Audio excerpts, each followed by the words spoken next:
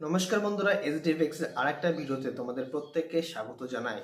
আজকে একটা বিশেষ টপিক নিয়ে আলোচনা করতে চলেছি। এই টপিকটা কিন্তু প্রত্যেকের জন্য কিন্তু খুবই হেল্পফুল হতে চলেছে।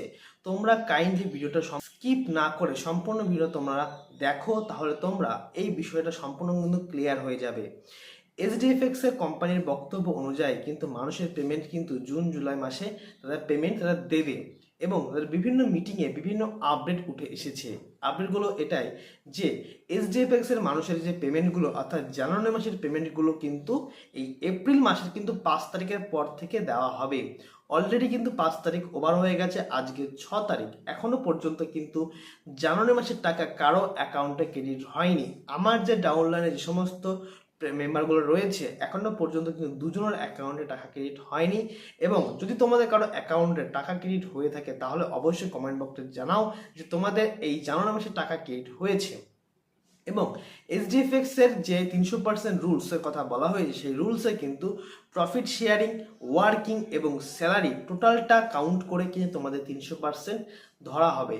এবং এই 300% টাকা কিন্তু তোমাদের অ্যাকাউন্টে জেনারেট হয়ে যাওয়ার পরে তোমাদের কিন্তু প্রিন্সিপাল অ্যামাউন্ট জিরো হয়ে যাবে। অর্থাৎ এরপর থেকে কিন্তু প্রিন্সিপাল অ্যামাউন্ট বলে কিছু থাকবে না। অর্থাৎ তোমরা যখন চাইলে তখন কিন্তু তোমাদের টাকা উইথড্র করতে পারবে না।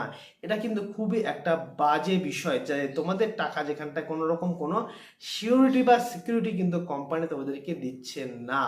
এই 300% টাকা তোমাদের অ্যাকাউন্টে জেনারেট হয়ে যাওয়ার পরে তোমাদের প্রিন্সিপাল অ্যামাউন্ট যখন জিরো হয়ে যাবে এরপরে কিন্তু তোমাদের অ্যাকাউন্টে আর কোনো প্রফিট জেনারেট হবে না।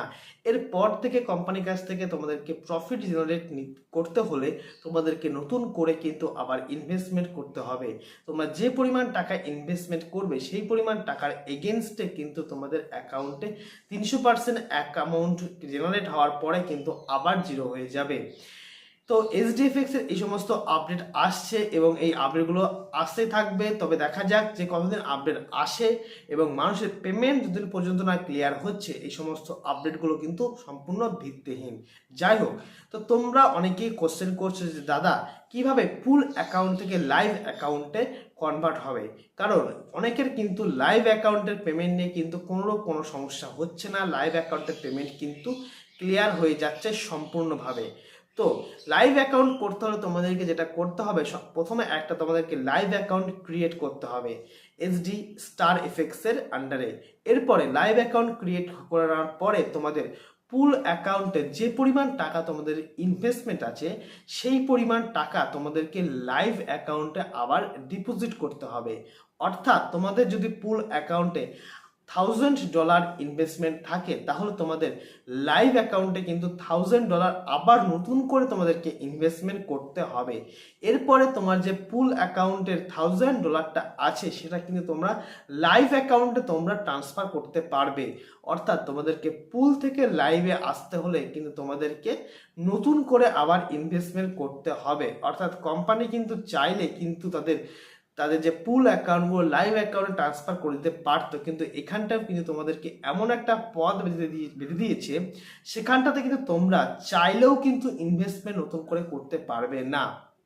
কারণ যেখানে এসডিএফএক্স কোম্পানির উপরে মানুষের বিশ্বাস দিনে দিন উঠে যাচ্ছে সেখানটায় কি করে এসডি স্টার এফএক্সে আবার নতুন করে এত টাকা ইনভেস্টমেন্ট তোমরা করবে। যাই হোক, আমি তোমাদেরকে বলবো পুল থেকে লাইভে আসার তোমাদের কোনো দরকার নেই, তোমরা যেমন আসো সেরকমই থাকো। কারণ যদি এসডিএফএক্স কোম্পানি ঠিকঠাক থাকে তাহলে কিন্তু মানুষের পেমেন্ট কিন্তু একদিন না একদিন দেবেই। সেটা দেরিতে হতে পারে কিন্তু মানুষ কিন্তু পেমেন্ট অবশ্যই পাবে যদি এসডিএফএক্স কোম্পানি ঠিকঠাক থাকে। এবং তোমাদেরকে বলে রাখি যে কোম্পানি কিন্তু চাইছে যে তাদের যে অ্যামাউন্টগুলো পেন্ডিংয়ে পড়ে আছে সেই অ্যামাউন্টগুলো কিন্তু তাদের যে নিজস্ব কয়েন রয়েছে সেই কয়েনের মাধ্যমে দিতে।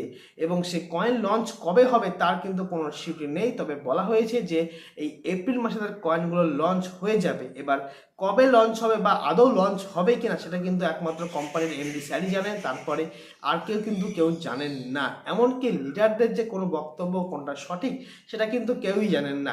কারণ লিডারদের কিন্তু কোনো কথাই কিন্তু আলটিমেটলি একটাও ঠিক হচ্ছে না। তো তোমাদেরকে বলবো যদি কোম্পানি ইউএসডিটির মাধ্যমে পেমেন্ট দিয়ে থাকে তাহলে কেন এখন দিচ্ছে না। কারণ ইউএসডিটির মাধ্যমে যদি পেমেন্ট দেয় তাহলে কিন্তু কোনো সমস্যা কিন্তু হয় না, কিন্তু অ্যাকচুয়ালি কিন্তু কোম্পানি ইউএসডির মাধ্যমেও কিন্তু পেমেন্ট দিচ্ছে না, তার মানে বুঝতে হবে যে কোম্পানির ঘরেই অ্যাকচুয়ালি ফাইন্যান্সিয়াল ক্রাইসিস রয়েছে।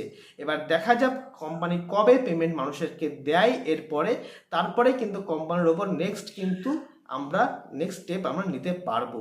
এবং তোমাদেরকে এই মুহূর্তে তোমাদেরকে কিছু করার দরকার নেই, তোমরা কাইন্ডলি পেশেন্সটা রাখো, দেখো কি হয় অন্তত জুন মাস পর্যন্ত। তারপরে কিন্তু আমরা প্রত্যেকে একটা স্টেপ নেব যে কি করা যায়।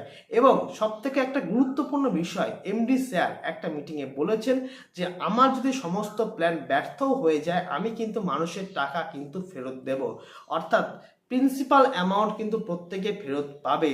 কারণ তোমরা হয়তো অনেকে দেখতে পাচ্ছ যে বা শুনতেও পাচ্ছ এমডি স্যার কিন্তু খুবই একজন ভালো মানুষ এবং তিনি চান না তার রেপুটেশন এভাবে মার্কেটে খারাপ হোক।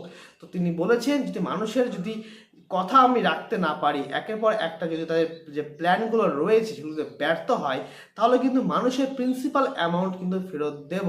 এবং তোমরা হয়তো দেখতেই পাচ্ছ যে একটা কোম্পানি পুমা লাইফ কেয়ার মানুষের কিন্তু প্রিন্সিপাল অ্যামাউন্ট কিন্তু ফেরত দেবে বলে এরকম কিন্তু নোটিশ জারি করেছে। তোমরা যারা পুমা লাইফ কেয়ারে ইনভেস্টমেন্ট করা আছে তোমরা হয়তো দেখতে পাচ্ছ যে অনেকের টাকা কিন্তু অনেক মাস ধরে ক্রেডিট হচ্ছে না, তবে পুমা লাইফ কেয়ার থেকে এই নোটিশটা বর্তমানে আনা হয়েছে, মানুষের টাকা কিন্তু প্রিন্সিপাল অ্যামাউন্ট টাকা প্রত্যেকের অ্যাকাউন্টে ফেরত দেওয়া হবে। তো তোমরা যারা এইচডিএফসি ইনভেস্টমেন্ট করে আছো তোমাদেরকে বলবো এরকম টেনশন করার কোনো দরকার নেই, তোমরা কিন্তু প্রত্যেকের অ্যামাউন্ট কিন্তু অর্থাৎ প্রিন্সিপাল অ্যামাউন্ট কিন্তু আলটিমেটলি শেষ পর্যন্ত তোমরা ফেরত পাবে।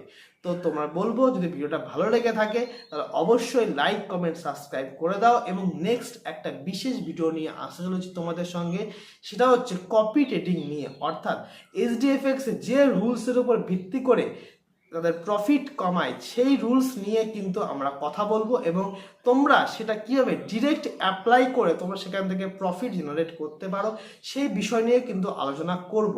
তো সম্পূর্ণ ভিডিওটা তোমরা দেখবে নেক্সট ভিডিওটা, এবং এই ভিডিওটা অবশ্যই লাইক কমেন্ট এবং সাবস্ক্রাইব করে দাও। Thank you.